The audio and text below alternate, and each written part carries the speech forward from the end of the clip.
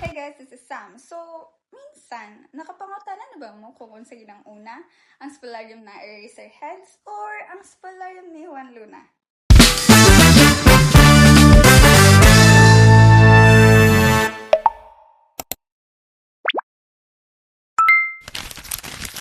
So, based on my research guys, ang nauna di ay kay ang painting ni Juan Luna. So, let's talk about Juan Luna and Spolarium. Mainly Spolarium. So, si Juan Luna guys, actually, gianak na siya dito sa Pilipinas. He is a Filipino painter, an artist, our very own Filipino artist. So guys, kaya siya gianak siya sa Ilocos Norte dapit. And then, iyang gi-finish ang Spolarium na painting kay atong 1884. Kanyang Spolarium painting guys, it became big kay ano. So, kanya siya nga painting guys, kaya nakadaog po niya siya sa Exposición Nacional de Bellas Artes in Madrid. It was an art exhibition para sa mga artists, di ba? Like Juan Luna. And then guys, kani pag yun, si Juan Luna pag yun, ang first Filipino artist na na-recognize internationally. So, imagine na lang yun, dako kanya siya natin para sa atong tanan as Filipinos being recognized as artists. So, as you can see guys, kanya pinti kay siya makita na to sa ancient Rome, di ba? First glance po na ako kay Filipino ba siya nag-paint ani? Kaya ang ato makita sa video guys, kay mga gladiators nga ginaguyod padulong sa what we call, or what my sources call spolarium. So, di ay, ang kanyang mga gladiators, kaya yun ginaguyod padulong sa mga gated kwarto ng spolarium, ang tawag. So, let's dive into that. So guys, if makita nato sa spolarium na painting, di ba kay mga first yun nato kita sa iya, kay ginapatanaw ta sa mga, sa focal point, sa portrait, ay sa painting. Makita nato, ang first yun nato magtanaw kay ang ginaguyod ng mga gladiators, di ba? Katapos, ang painting po, kay it is incorporated by red and brown, ng mga colors, like ang shadows, ang highlights, kung as adyo ka dapat matanaw, and that is so impressive. Kay ngit-ngit, di ba siya nga, ano? So, impressive yung nga, bisan ngit-ngit ang art, kay makakita yun ka sa actual main point nato. So, talking about the main point is the gladiators. There is a, if mo tutok ka sa painting, makita mo dito sa itong mga gladiators.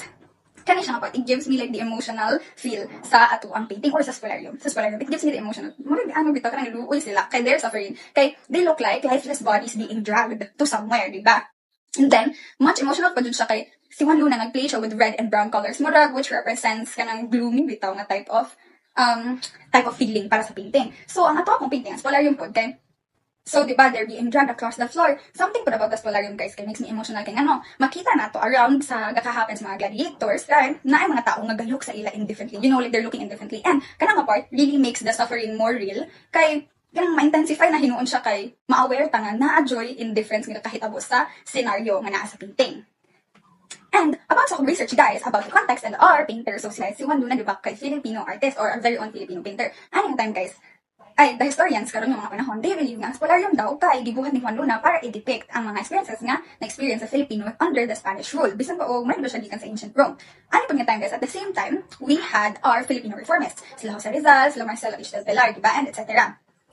Jose Rizal ay ato nga time, they were also fighting for their rights, for equal right, aning nga panahon. Jose Rizal even praised the spolarium kay ano, he thinks nga makita daw diri ang experiences sa Filipinos with their oppression, nila na feel and the struggles aning nga time. Ay, what do I think about spolarium? Ang spolarium, guys, if how I depicted, si Juan Luna, gigamit yung iyahang talent and painting kaya para mapakita sa to on how did the Filipino people experience the Spanish rule, under the Spanish rule, how did their life go. Kaya ano, if makita na to ang gladiators, kaya Marsha og gapakita sa to og Marsha gapakita sa to nga they have lost their dignity, they've been abused, and I feel like the gladiators are representation ato nga time of the people nga na-treat unfairly. Kaya makita pa na ito nga ilahang mga armor, kaya gasagyad na, dili na sa sakto nga. I think that means like ilahang dignity is slowly kakawala na sa ilahang mga kaugalingon as they are dragged away. And also, bisan pa og dili siya actually nakaset sa Pilipinas, it is set in ancient Rome, kaya bisan pa og dili siya connected sa UI Philippines, bisan pag dili kayo siya gahatag connection sa Philippines, we can still connect it sa unsay gikahitabo sa ato ang nation ato nga panahon. So, si Juan Luna guys, ang ako ang pagyats pod is siguro iyang ginamit ang ancient Rome to depict what's happening in the Filipino community ato nga panahon kay para dili po diretso ma-criticize, they can understand the painting and what's in the painting without actually criticizing the Spanish government. But they can understand nga mao yung gusto pa hibalog. Pero they can directly understand what he is trying to say about the Spanish government. So, my interpretation was based on the details na akong nakita sa painting. Diba? Makita na to ni siya. Makakita to sa mga lifeless bodies. Kaning mga lifeless bodies represents people that have lost everything na dyan. And the gladiators na gina-drag away, tas gaka-strip off na sa ilahang armor is like the people being stripped off of their freedom and dignity. And also, the dark colors na makita na to sa painting really gives us the emotions nga ni iparating sa painting ni Juan Luna. Guys, when I first saw Spolarium, nakita naman tayo din ako siya, like naka-stare ko ani sa sa movie ni Enrique and Liza Soberano, Alone Together. That's why ako ang intro kay Spolarium sa Iheads or Spolarium sa ni Juan Luna. Okay, never mind. But first, I saw it as a Roman painting. I even thought nga napalit na sa Pilipinas sa lahing na country, but it was made by Juan Luna, our very own Filipino artist. Sa ako lang guys, Juan Luna really naghatag jud siya og new kanang view para sa ako. And also, this research nga akong ipang-search karon, I only searched this today ha, but they were eye-opening. Kanang nga painting, I really thought of it as a fictional thing na nahitabo sa ancient Rome. More gid na. Kay kanang makita ra na ko sa mga salida. Ako personally, I only see it sa mga salida or something like that, mga daan nga salida bitaw ana. So I just assumed nga it was about a war sa Rome, set in Rome. Ana bitaw kay gladiators, mga patay, ana. But then, knowing it was from a Filipino artist and even historians having theories nga it's about the Filipino people at ang Spanish colonial period, really affected how I think about Spolarium right now. And karon that I know about things from it, nga wala naman nabalan sa una, I really admire how Juan Luna depicted the struggles and the oppression that the Filipinos feel. And now, I am aware nga, grabe siya ang courage sa Filipinos ato nga time. Just to show off, para lang sa daily living, para lang maiwasan nga mamatay ka.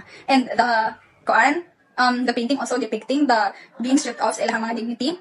That really matters the most. Kaya kanang imagine na lang if the Spanish colonial rule happened now, I think I wouldn't survive. So I'm really believe ko sa mga people na nag-exist before to go through all of this, to have this struggle, to experience the struggle, and to have courage even to wake up lang in the morning, ano nga days.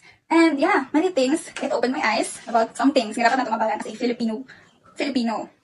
And the artwork expressed the ideas of Juan Luna man ba. So I really think karon when looking at paintings at museums, we should analyze every part about the painting that we are seeing sa atong atubangan. Kaya sometimes, I feel like people only see sa museum if sikat siya ng thing. But as a person nga karon nakabalo sa different parts about ani nga painting, it's really nice to know nga kada painting that an artist makes. Okay, there's every part of it. Like, nga ang top part, kaya kani, ang kanina part, kaya kani, like that, like this. Yun na. I am really glad nga I made this research, gamay, about Spolarium. And so Spolarium really reminded me about how an artist expresses how she or he thinks through the paintings that they will make in the future. And about the Spolarium, it's really a masterpiece. Okay, for me, now, it represents the courage and resilience of my Filipino people at the time. And that's all for this vlog, guys. That's my reflection and analysis